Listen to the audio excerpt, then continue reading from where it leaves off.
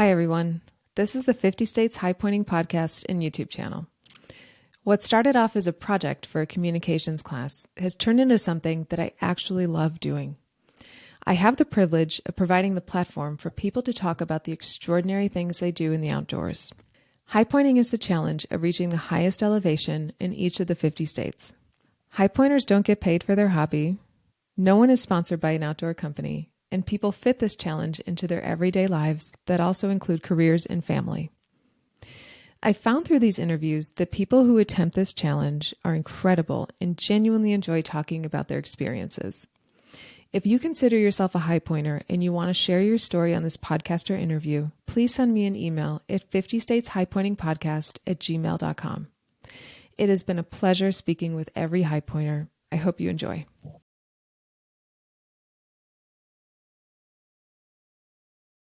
Hi, everyone. Welcome to the 50 States Highpointing Podcast. I'm your host, Lauren, and the Highpointer we're speaking with today is Michael from Colorado. Michael, welcome to the show. Hi, Lauren. Thanks for having me. So tell us about what led you to the outdoors. So my whole life, I've always been interested in the outdoors, but I never really took that step to do some crazy adventure, climb a mountain, until last year, about a year ago. So the end of February, beginning of March of 2022, my younger sister and I did a road trip through California national parks, and started in Las Vegas, Nevada, drove through multiple national parks, the Sierra Nevadas, and ended in San Francisco. And one day she was like, I want to climb a 14er. And this is in February, March. There's a ton of snow on the ground, and we had zero mountain climbing experience over 10,000, let alone 14,000 feet. And so we're like, it's maybe not the best idea, but let's do it anyways, see how far up we can get. And so we picked Mount Humphreys, which is, I think, a few inches short of a 14er, but in our mind, that was a 14er we attempted. Okay, so was that where in California is Mount Humphreys?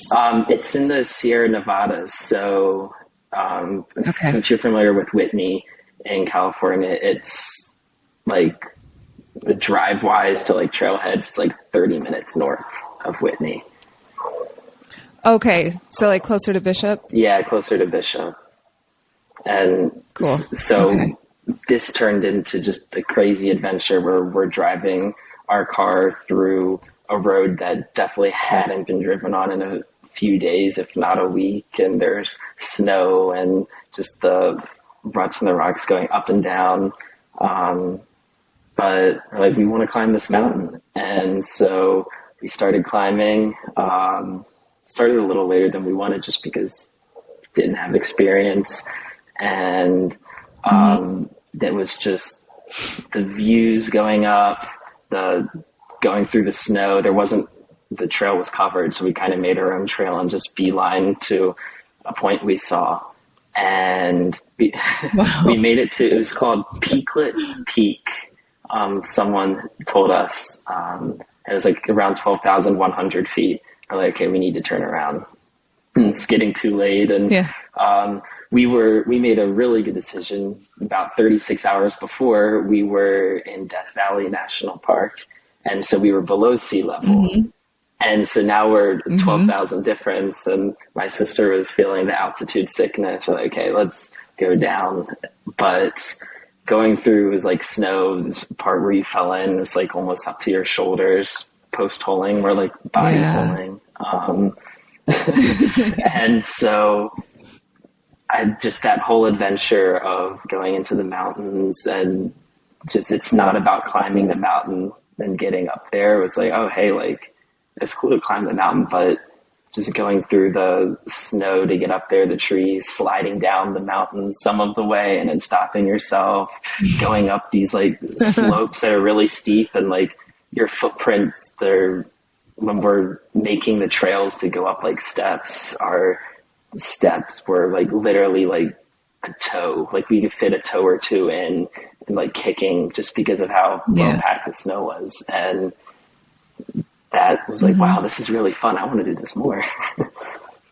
And so that whole trip kind of sparked like, I want to get outdoors way more, climb mountains, experience national parks in the US and around the world. That is so cool. There's a lot of people that say that they love to do national parks along their way of high pointing. And then you can do the national park high point too. That another side quest. Yeah. Side quest. So tell us about your national park high pointing side quest. So I've been doing state high points, and that kind of like all of my trips are revolving around that.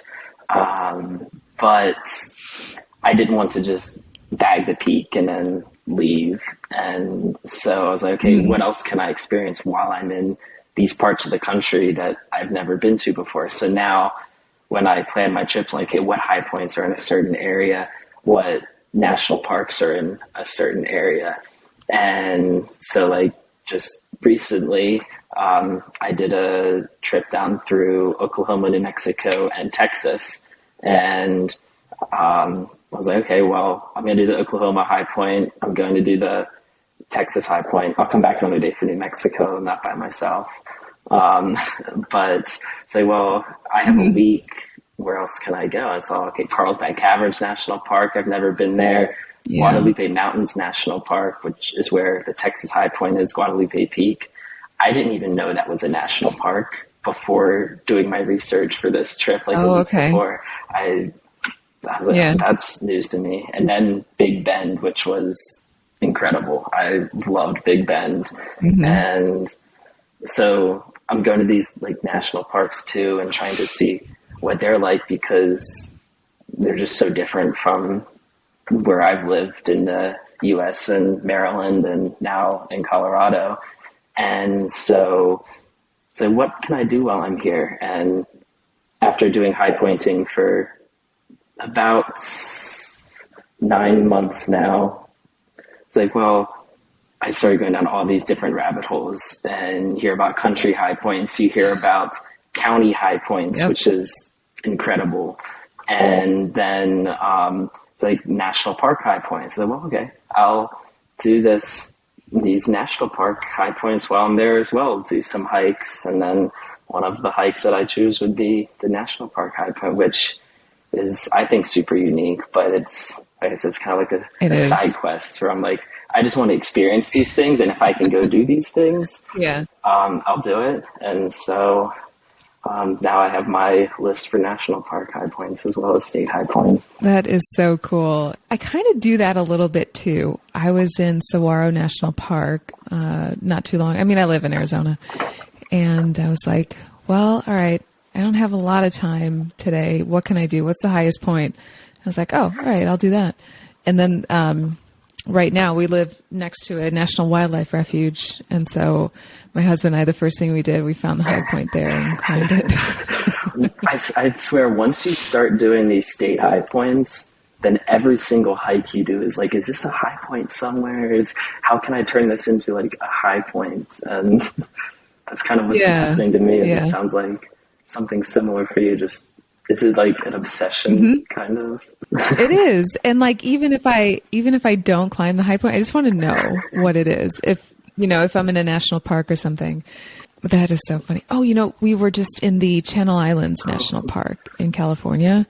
Incredible, by the way. If you get a chance to go out there, definitely do it.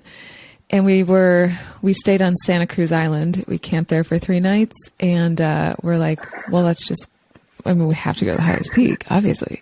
It's like not even a question anymore. We just find out what the high point is and then like find out how to get there. That's so cool. And that's another thing about the high points, because it's super niche. And then when you get outside of state high points, it's like even more niche. And if you ask people about it, they've never heard of it before. I knew generally where the high point in Carlsbad Caverns National Park was, which is really weird to think about because the national park is about the caverns. But the high point, it's like you go for the caverns. You don't go to hike a mountain for that national park. Right. But it's like a super remote, takes like a full day, and that's with some running in there to get to the high point because it's just in the middle of the desert. And I was asking people around, just like, Yeah. hey, does anyone, like park rangers, people who work there, have you heard of like a high point? Show them on the map. Do you know what an easy way to get there was? No one had ever heard of someone going there. There was Really? a purple pink like register up there, and there's like no signings in the book. I think it's 2023 now. I don't think the last person signing it was in 2021. I don't remember the date, but I saw 2021. I'm like, wow, no one has officially signed this, officially been here in over a year, which is crazy. So you obviously summited that. If you call it a summit, it was just a walk through the desert going slightly uphill the whole time. Oh yeah, that's a summit. Oh, that's cool. I was at the Great Sand Dunes National Park in Colorado, and I went backcountry camping there.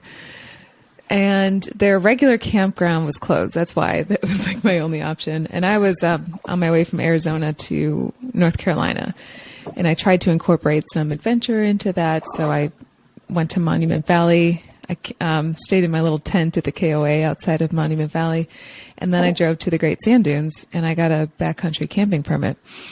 So, in case you're wondering what backcountry camping in the sand dunes is, that means anything beyond the highest or the tallest dune. So you can go anywhere. And with the rangers, yeah, really. And the rangers told me if we can see your tent from the that park entrance, you are not far enough. And so I've climbed a couple mountains in my life, but climbing those sand dunes was so hard for me. It was like 2 steps forward, 1 step back, and my heart was pounding, and the wind was incredible. But I finally got up there, and I was by myself, and I set up my tent, and I just looked around, and it was, I got this feeling, I was like, I'm the only person in this park. And it felt like I was in the Sahara Desert, just with the landscape. It was so, so beautiful. I was like, this will never happen again, and it's awesome. Was it like a wintertime trip there, or? It was in March. So you could still see the snow-capped mountains, which yes, I love when the mountains have snow. Yeah. I think it makes them so much better. It does. And I'm in southern Arizona, so the mountains never have snow. Can you tell us some of your most memorable state high points? So yeah, I have, well, I was going to say a few of mine, but I feel like all of them bring a completely different story. Whether it's like Delaware, where you can drive by, stick your foot out of the car and touch the high point, or but that one was memorable just because it's like I'm standing in a neighborhood and I'm on the high point of the state. That's kind of weird. There's also one of my friends who joined me on that State Point high trip, which was his first high point too. I was like, yes, got another person who can start their high converted point another. But yeah, I think Mount Marcy in New York was really cool. Just because that was my first high point, and I chose it because there was snow. So after like my road trip through California and seeing all the mountains, I'm like, okay, I want to go. This was before I even knew. I had knew about high point before I even like thought about doing high pointing. And it's like, okay, where can I go? I lived in Maryland at the time. Where can I go on the East Coast that wouldn't be too expensive to fly to, and where the mountains have snow still? And so I ended up settling on the Adirondacks. And so I did a few other hikes there. Met some awesome people from Canada on all of my hikes, who were super friendly, and that just gave another good experience. But I planned to do Marcy on my 4th day, and I woke up, it was a Monday. I woke up Monday morning. I was like, I don't want to climb this mountain. I've just done running, and I run as well. So I run some of the trails, hike some of the trails. saw some of the other mountains like Algonquin, which is across from Marcy and the second highest in New York. I was like, well, I've seen all the views. Why do I need to go see the same view Marcy? It's literally like right next to Algonquin. And so I was like, well, maybe I don't do this hike. I laid in bed and thought, made breakfast. I was like, I came out here. It would be really cool to climb the highest point in New York. And I set off at noon, which is way later, way later than you should start Marcy's. I would not recommend that at all. You want to start right at sunrise. But I was like, well, I'm going to do this, so might as well. It's like, I should have started earlier. Oh, well. I made it to the top in just over 3 hours.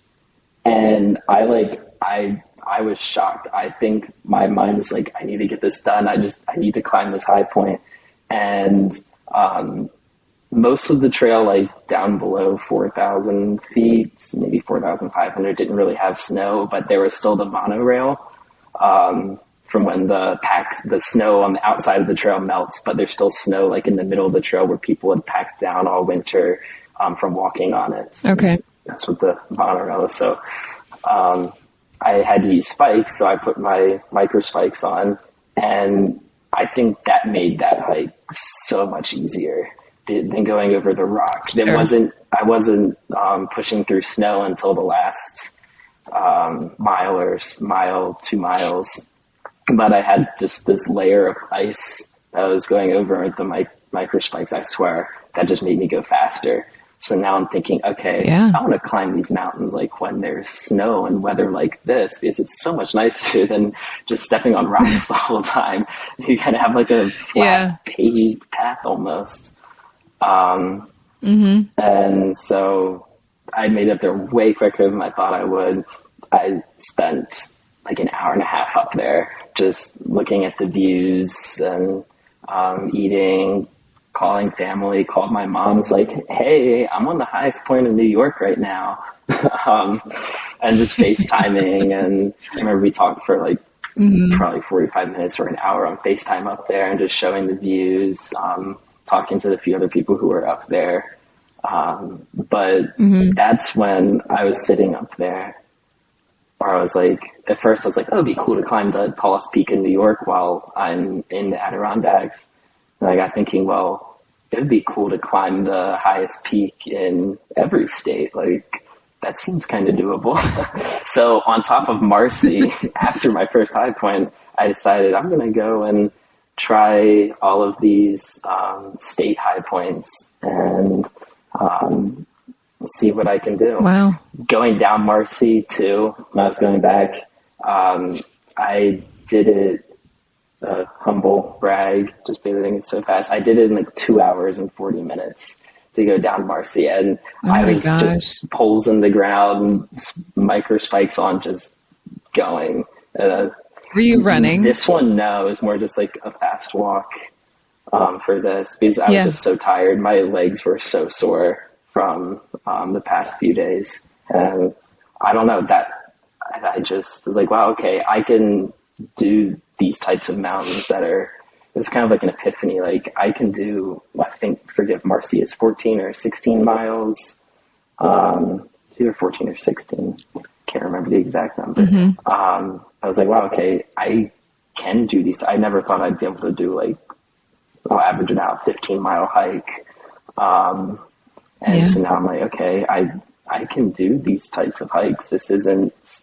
I can do it in a day. I don't need to deal with carrying all the stuff for camping if I want to do high points. Obviously, there are some like granite that you're going to have to camp in Montana. So, but it was kind of, that trip was just like an epiphany. Like, oh, hey, I'm going to like start planning on my trips around high points, and why not do that? Wow. So Marcy was your first high point. Then what did you do after that? So then after doing Marcy, I was like, 14, 16 miles, that's not too bad. I'll go up to New Hampshire. So I did a similar thing in the Whites, spend a few days there, hiked Lafayette Peak one day, the state parks that are around there. That area is beautiful. I love the Adirondacks. But the Whites were just, this was in June. Yes, it was the end of June. So no snow anymore. I'm not doing Washington in the winter if I don't have to. And so I did those parks, Washington. I like, well, driving to the top, in my opinion, is cheating. You have to walk in some way or fashion. Taking the cog railway that's there, I think that's cheating. You have to hike a trail. And so the main trail, I think, is Tuckerman's Ravine. And after doing Marcy, I was like, oh, that's too easy. Like, it's less than half the distance of Marcy. How could I make it harder? So I did research, and I found something called the Presidential Traverse, where you summit, I think it's 13 mountains, all named after presidents. And Washington is about the halfway point in all of them. And so that was hands down the hardest hike I've ever done. It was around 20 miles, and it was around 9,000 feet of elevation gain. And so... Wow. How long did that take you? I started at around 2:30 in the morning. And then I ended right after sunset, which at the time, since the summer, it was a little before 8. So I can't do the quick math in my head, but probably, long 14 hours or so.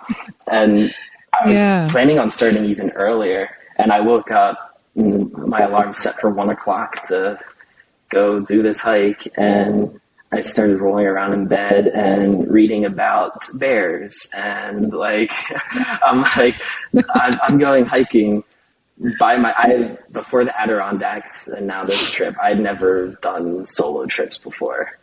And so, especially like hiking at night, I was like, I'm going by myself. And my family is always worrying about me, and always something in the back of my head that like, oh yeah, I need to actually be careful. And so I'm like reading about like how many bear attacks are there in New Hampshire a year. Now I'm like, okay, as long as I'm not dangling food in front of a black bear, I'm okay. You don't have to worry about them. So yeah, I was like, I don't want to do this. Like, I was like, okay, get out of bed, go. I'm going to be okay. I'll wait in the parking lot until I see another person go into the woods with a headlamp, and I know, okay, I'm not the only person in there. But I was surprised when I got to the parking lot, there were 30, 40 cars there at 2 a.m. And I just... To do the Presidential Traverse? Yeah, a lot of people do it in more than one day. And it's not a loop, it's a point to point, or they go from point to point and then turn around and come back. It should be, wow. So what did you do? So I did point to point. My goal was to see sunrise on Madison, which is the first peak. And I didn't make it to the summit. I tried to go there was a trail that was still a trail, but it wasn't really kept up with, but it looked like a shorter way up. I ended up climbing over boulders and going up over trees and logs the whole time. I just think it was shorter distance, and it was like on the sunrise side of the mountain, so I was able to see sunrise, which was cool. Got up to the top there. It was really windy, but based on the weather forecasts, it was going to be the first sunny, clear day in weeks. And that doesn't happen a lot on Washington, where the skies are just blue, no cloud in sight.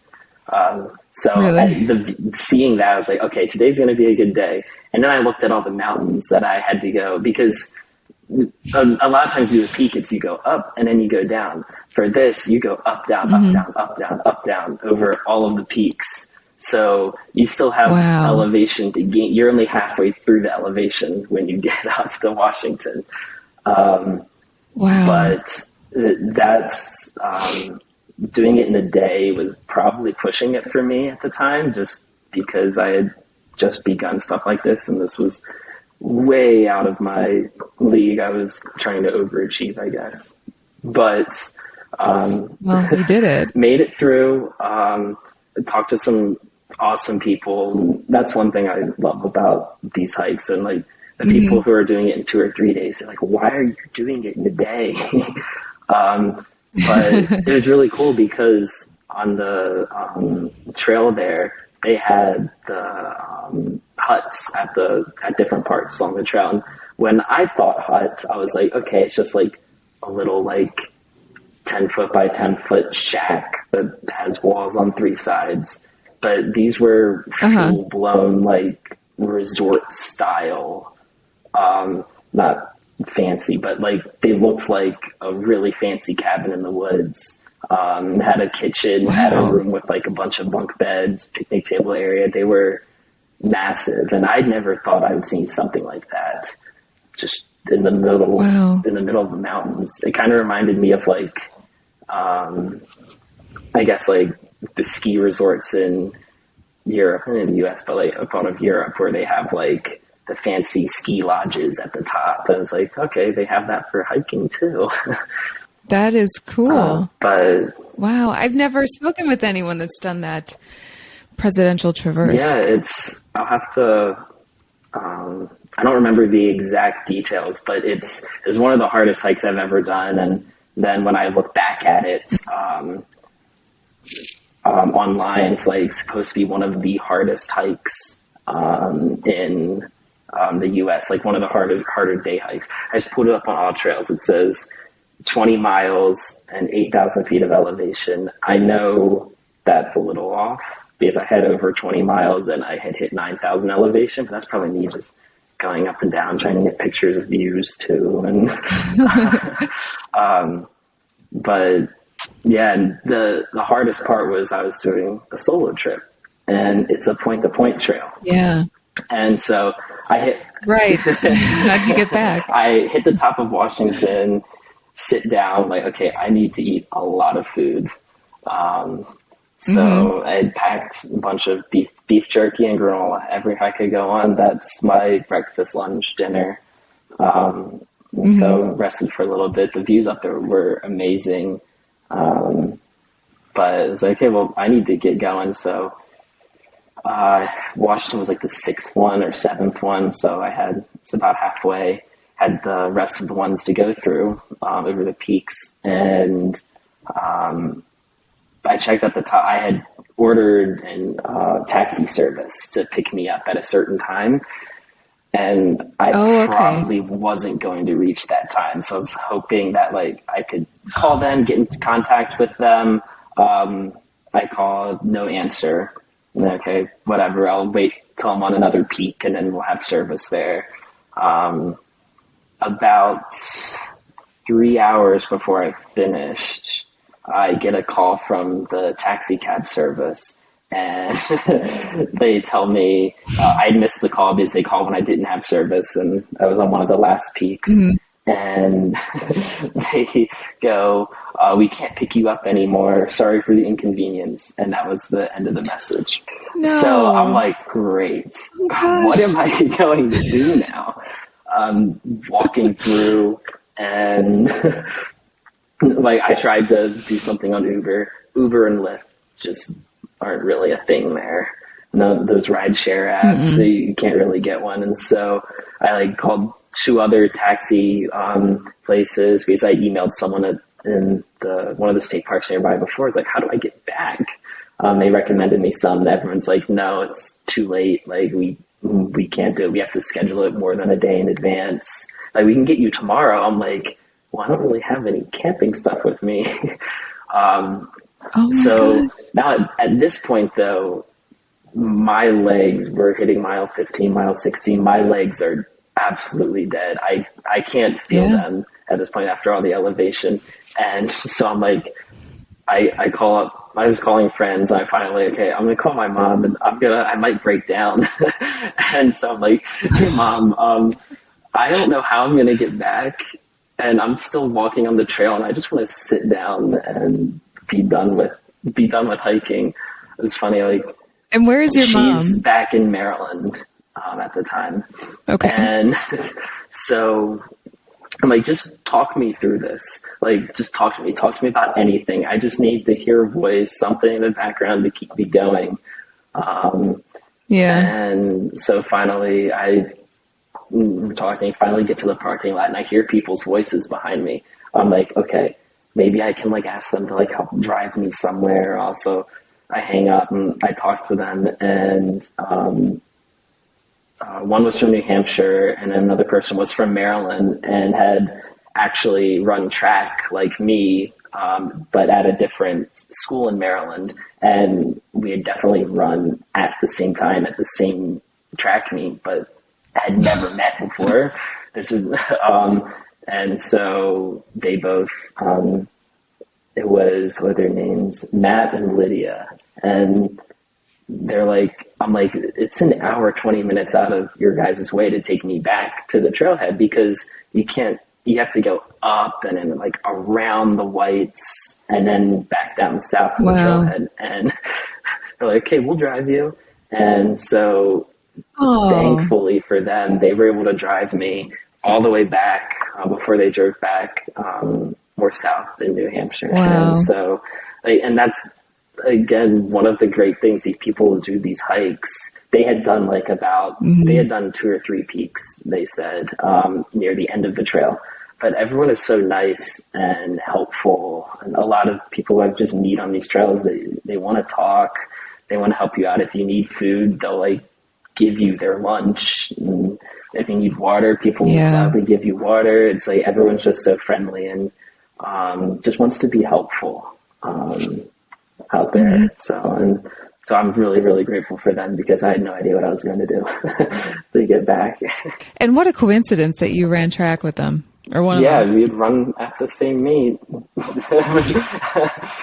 years ago, which was kind of funny. But, yeah, small world. That's so crazy. Well, it's such a good thing they were there. It's an awesome mix. Everyone who I've talked to who were doing it on the trail, there are a few people who I met who were doing it in a day, but most of them were doing it in at least 2 days. And they're like, yeah, this is my 5th time doing the traverse. And they're like, we love it. And I'm like, I don't blame you. The views were amazing, and just being able to, I don't know, it's kind of like for yourself, like looking into yourself, you're like, wow, I did a hike like that. Like, I feel good. Yeah. And so like the traverse is like one of those things that's like a huge challenge. And once you complete it, I don't know, at the time, I was like, I never want to do this again.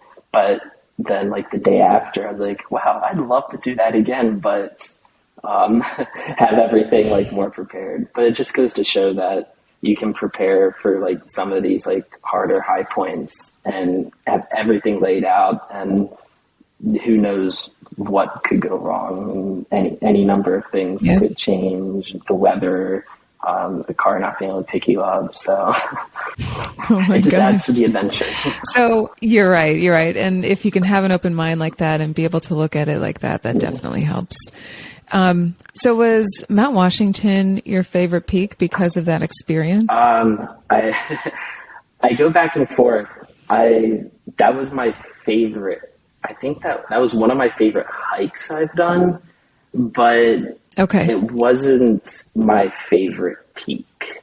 Okay. What's your favorite peak? So I think it would be between, now 3. Texas was really cool. Guadalupe Peak was really cool, being able to see just flat land forever, which was completely different from many of the other high points. But I think Elbert in Colorado was my favorite. Because again, my friend Kurt and I, it's like, oh, let's go the harder route up Elbert. And so we went away that was like class 3.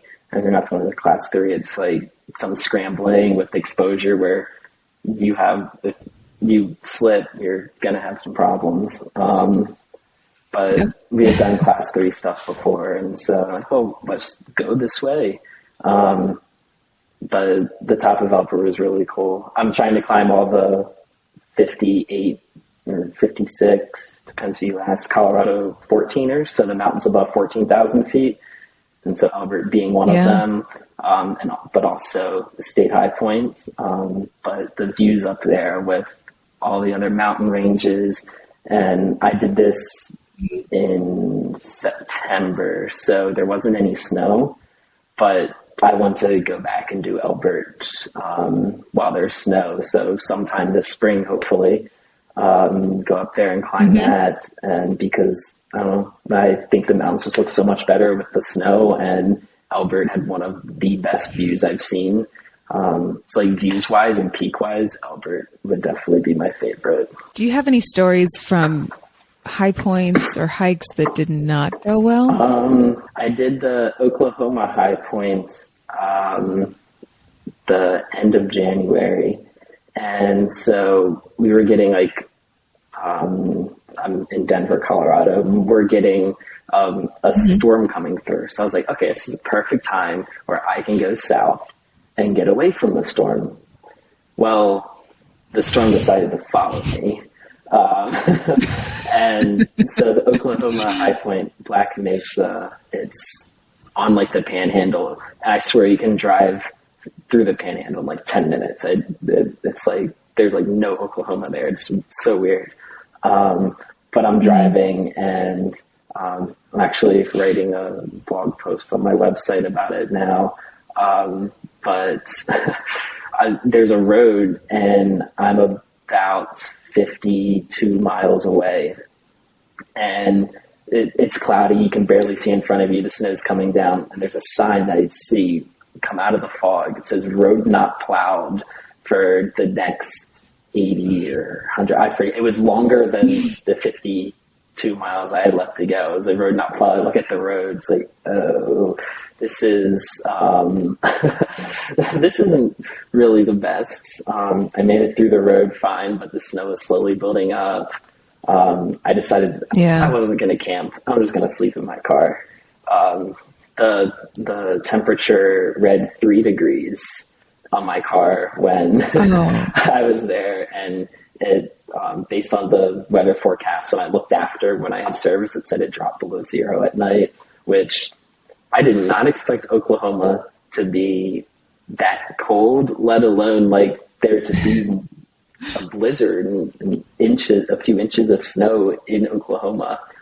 But like the next morning I woke up, it cleared a little bit, but like I have a light pair of gloves, and I have a little bit of form clothes, just extra layers, because I was planning on going to Texas and going to Big Bend National Park, and so this was on the way.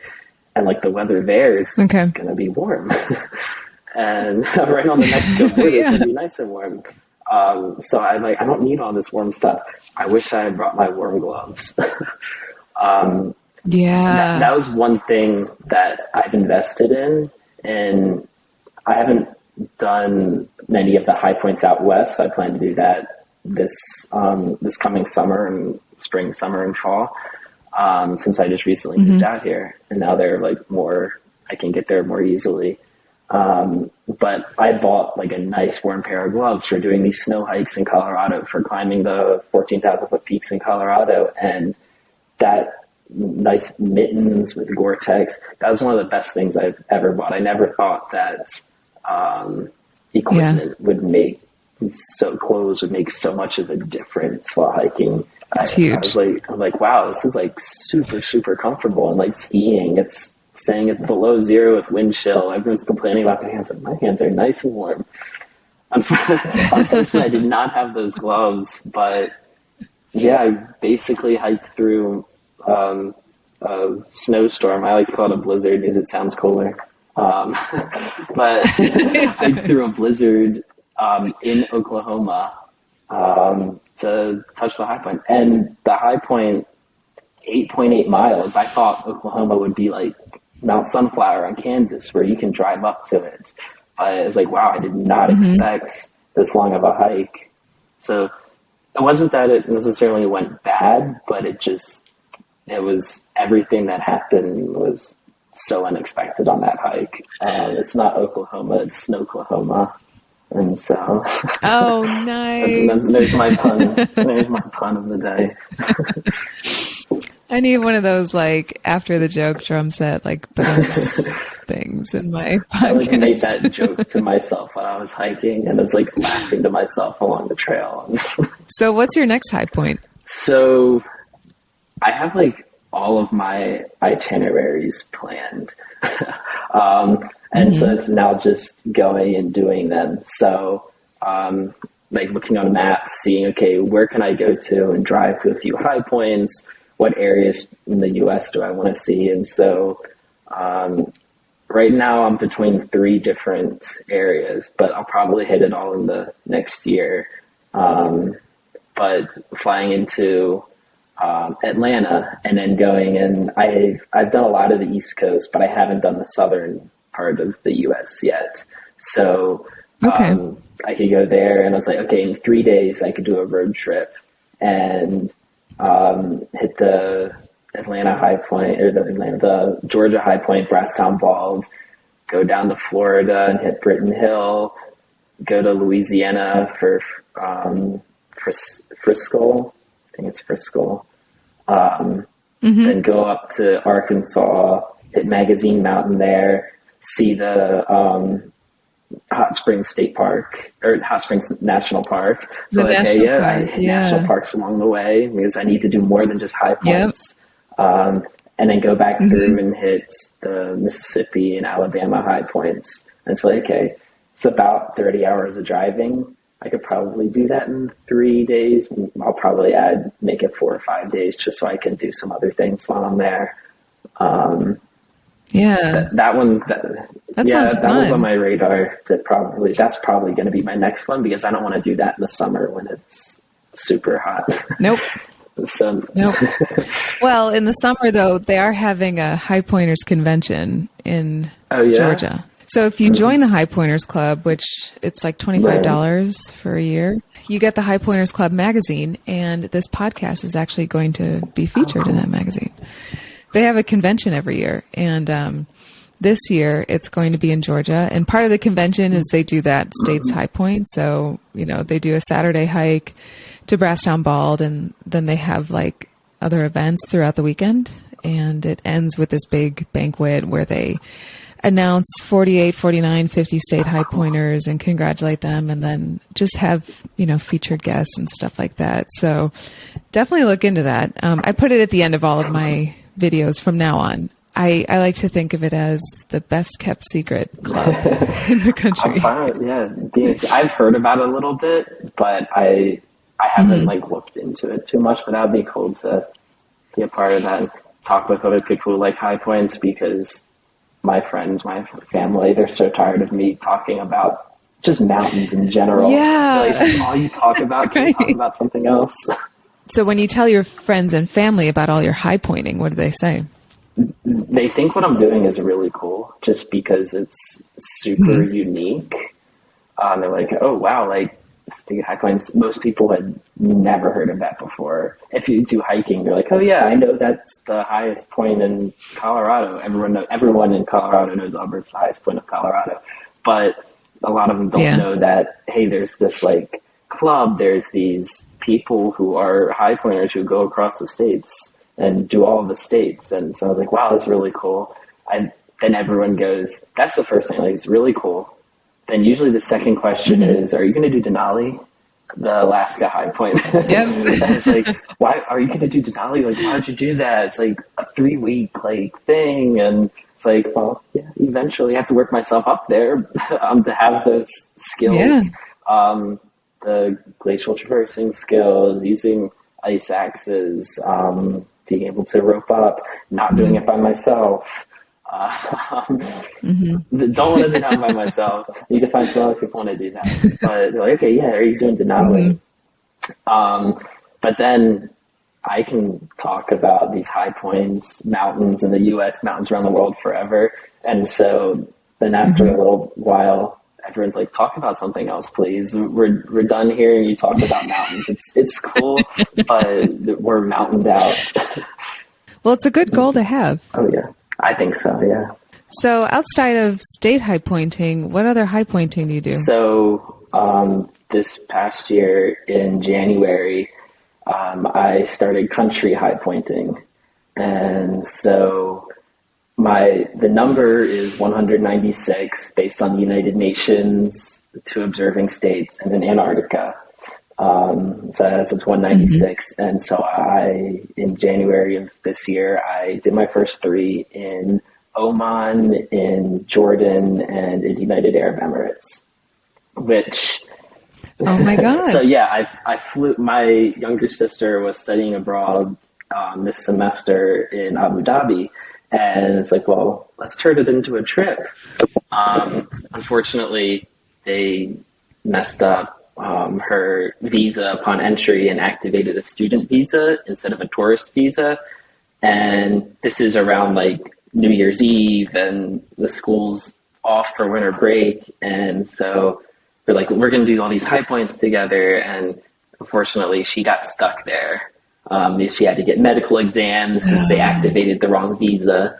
And so we spent a little longer in UAE, United Arab Emirates. And then we decided, okay, well, you came here for a trip also to start high pointing. So we did the UAE high points called Jabal Bil Ais West Ridge. It's not a peak. It's just a ridge right on the border with Oman. Okay. And that was an awesome experience. Just, it was like, wow, I'm on top of another country that I flew halfway across the world to hike. Like the flight back, it took 30 hours to get back. It's like, wow, I'm like really far away. I'm really out there. And yeah, but like up on that peak, there's this sheik, which is religious person, and definitely had a lot of money. There were helicopters up there, fancy gardens, the house and all that was up there. You go to just the peak of the mountain is right on the Oman UAE border. And so you're up there and like looking down a little bit, and then like other people were down there with their fancy white cars and like looked up at us and were like pointing at us like, what are these people doing up on this mountain? But a lot of people, especially there, excuse me, hadn't heard of that before. They're like, where are you going? Like, what, high pointing? Like, if I talk to hikers in the U.S., some people have heard about high pointing, but in these other countries, they never heard about high pointing. No. And, I mean, those are relatively, I've been out there, and they're not known for their mountains, but what people don't understand is like, there's a high point in every country. There's a high point. It's like, it doesn't have to be this like mountain range. Right. It's just the highest point in the like Wikipedia definition. I've like memorized the entire high point Wikipedia page. It's like the actual definition is. Oh, I know. Yeah. It's like, I have to know this page. But it's like, it's the high pointing is the act of hiking the highest elevation in a certain area. So the certain area could be anything. It could be like the continents and like the 7 summits. People are a little more familiar with that, the highest peak in every continent. And but then like in countries, and you have all these different national parks that I'm doing as like my side quest. And so the biggest difference I've noticed with hiking these high points in other countries versus hiking the high points in the U.S. is the U.S. You can find every one of them on all trails. I don't know about Denali, because I haven't done research on that. That's like 2-3 years down the line. But you can find them all on all trails and find easy maps. Most of them are easy to get to, besides like Granite Peak. But even then, it's just says, here's the 50-mile trail. But in these other countries, that stuff doesn't exist. You have to do research online, looking at topography maps, looking at the few other people who have done stuff like this. And so you're kind of building like your own your own map, your own trail. Like it's okay, well, at Wow. this topographical point, we're going to turn right. At this topographical point, we're going to turn left. Yeah. And even in some of them, you can't get there. So like the Jordan High Point, I don't want to hire tour guides if I don't have to, because I feel like I'm self-sufficient enough and I can go through. And that's part of the experience, is doing this research, figuring out everything you need, making your own trail. But unfortunately in Jordan, it's in the Wadi Rum desert. So if anyone's like familiar with Jordan, Oh, yeah. awesome. So that was really cool. Oh, cool. I was not going to drive my car through the desert for, I don't know, 40, 50 miles over sand without roads. That's how you get lost. That's how you get stuck. There's no service there. So I hired this like tour group, and had a tour guide like take us up, and we had these like 1980s Toyota pickup trucks that drove us through the desert. Yep. We had wild camels walk up to us, and touch them. And it's not like the ones that are like pent up and like that the people there use for carrying stuff. They're just walking around doing their own thing.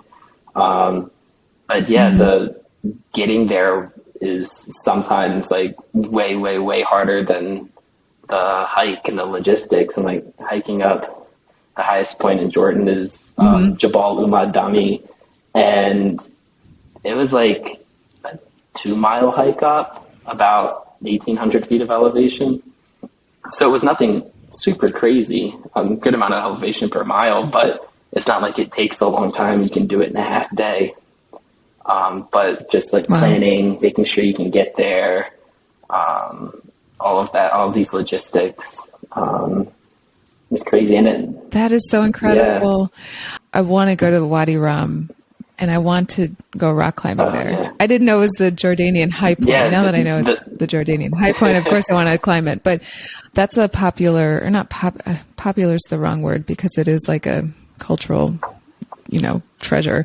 But that is a rock climbing destination out there. I did a little bit. My rock climbing isn't great. I did a little bit while I was there. It became more scrambling rather than rock climbing.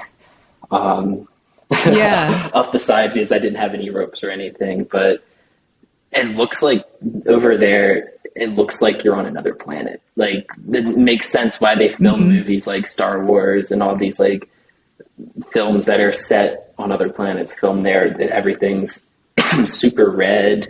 The rocks are red. I haven't been to the national parks in Utah yet, but pictures I've seen of those, it reminded me of that, like Zion, like Bryce Canyon, but like more mountainous and just like those super red rocks. And I was surprised you're going through like the flat desert, and just on your side, these mountains shoot 2,000 plus feet from the ground, just like right next to you, like cliffs of red rock. And it was amazing. I was in Iraq in 2020, and I was in northern Iraq, and it was kind of close to the Iran border, and there's a mountain range there. And so, of course, I get on Wikipedia and I'm like, where's the highest peak in Iraq? Because I think this might be it. And I could see, on a clear day, I could see the Iraq High Point. Of course, I couldn't go out there, but I would just stare at it and go, oh man, that is so cool. I wish I could go climb that. Yeah. But when I came home from, I wouldn't call it a trip, but when I came home from Iraq, the first thing I did was sign up to climb Rainier, because I just stared at that Iraqi high point for so many months.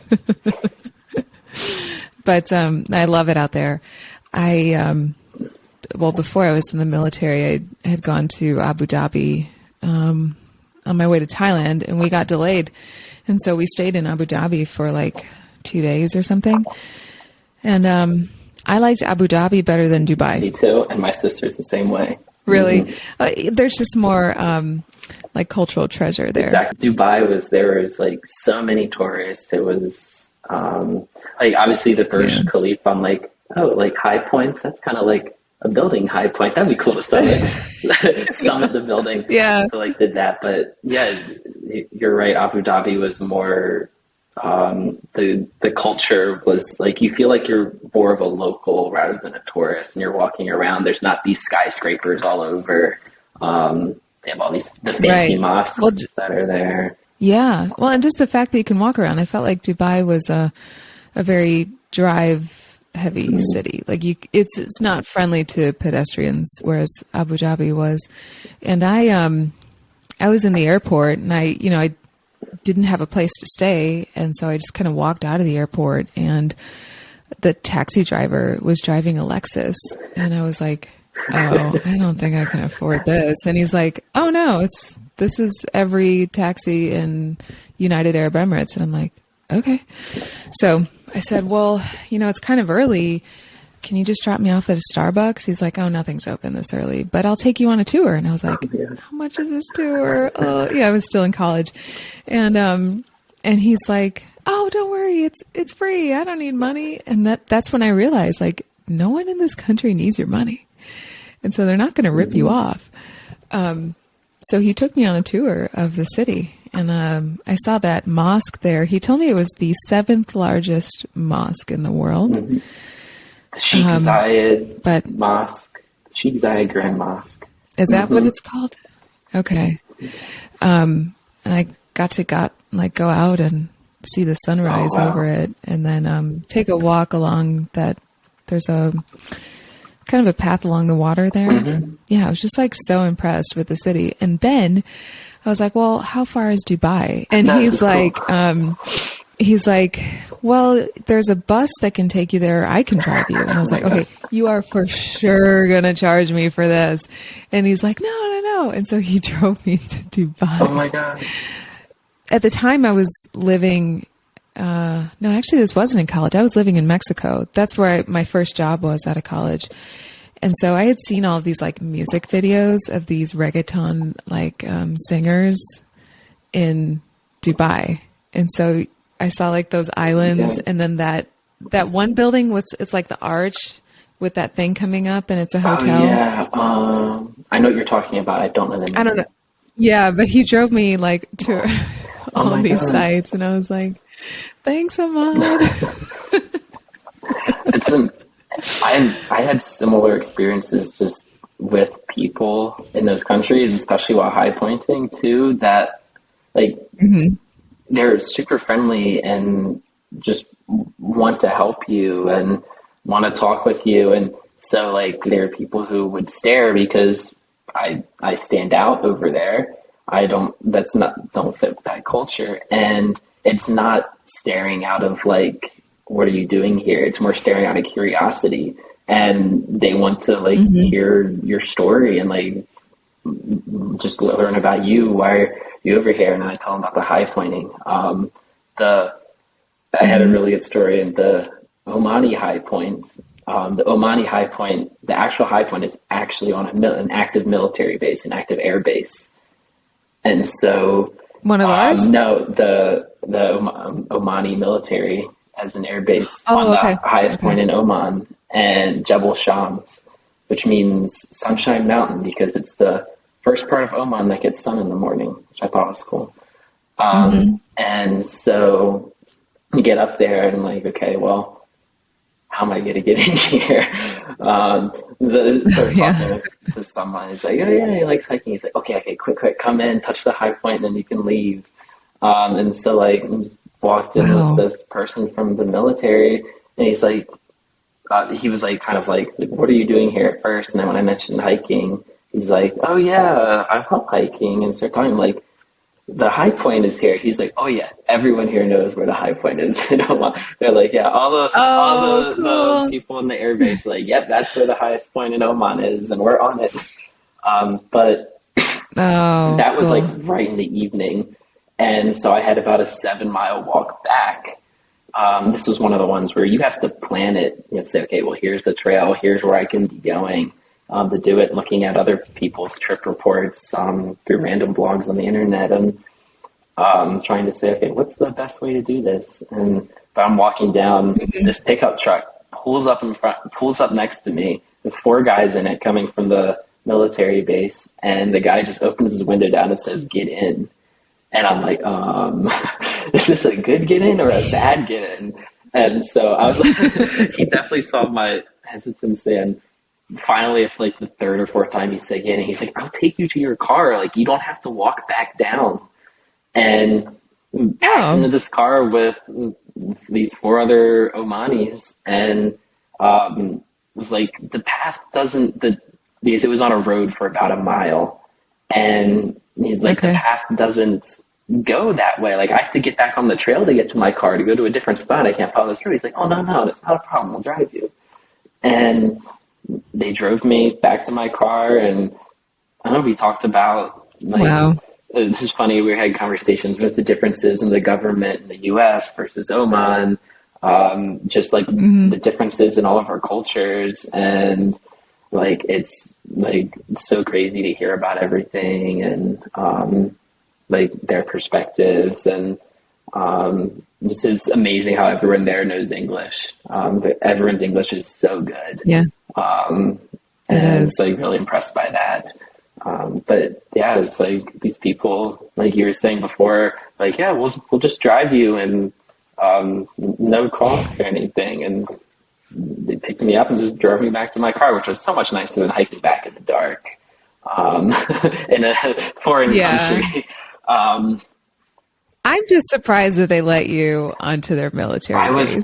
If you think about a foreigner just appearing at one of our military bases, that would not happen. They're definitely more laid back, but I think it depends who you see. So like peakbagger.com is like my first initial source when I go for these country high points. Yeah. And there's sometimes a few and then there's only like 2 where people have actually written something. So you go there, read people's blogs who have done this type of thing. Maybe a few hundred people have tried to do this. And it seems like it was about 50-50 in favor of if you got there and talked to someone, if they would let you on or say no and turn you around. And it seems like anyone who was, I don't know what their levels in the military are, but anyone there who was a soldier and just working the air base, they're like, okay, whatever. But if then you went up to like the supervisor level, that's when they're like, no, you don't let these people on. No. So that was just crazy, just luck. And I had gone to like that highest legal point first, just to make sure. It's turned into like almost a 20-mile day if I would have had to hike all the way back. But like, just in case, like they don't let me in, but I got really lucky. Some people are like, yeah, I wonder if it was like similar people, who we had, the other people said, yeah, this person just said, come walk quick and then you can leave. I had stories like ready. I'm like, I flew halfway across the world to touch this. It's literally 30 meters inside the base. Is there any way? And so, but when I got to the gates were just open. You could have walked in, but no. The gates are open. There's probably not a lot of people there. So, but yeah, these country high points, that's now, when I started my state high points, went down this rabbit hole, I'm like, well, there's only 50 states. Like, I could have most of them done like in a few years, besides Denali, which is a whole undertaking in itself. But what am I going to do after that? It's like, no one has ever climbed the highest point in every country in the world. And in the back of my head, I'm just thinking, wow, that could be really cool if I would somehow be the first person to do that. Wow. So 3 of 196, there are these 2 guys who I follow. They're twins, Eric and Matthew Gilbertson, and they have like stuff posted online. They've had media posts about them, but they're trying to do the same thing. And they're at like 130 I think. They might even be at 140 now, 196. And so they're getting really, really close, which is so cool to see. But they've been at it for probably over 20 years. I don't know the date, the exact stuff, but Yeah. and the stuff you read about is when you get to these countries in Africa, they're like, no one's ever climbed this mountain before. Why did you travel here to climb this mountain? And it's the whole, like, hiking the mountain might take a day, but the preparations, getting visas, talking to police in the area, is everything. Like in Central Africa, you have to get police's permission to do pretty much anything, and like the preparations take maybe a year to just prep all of these things for just a half a day hike. And so I'm looking forward to that, because because high pointing isn't just about peak bagging, whether it's in the US or those countries. It's about the experiences, the cultures around you, the adventure that everything brings. And to me, that's the 99% of it, and 1% is touching the peak.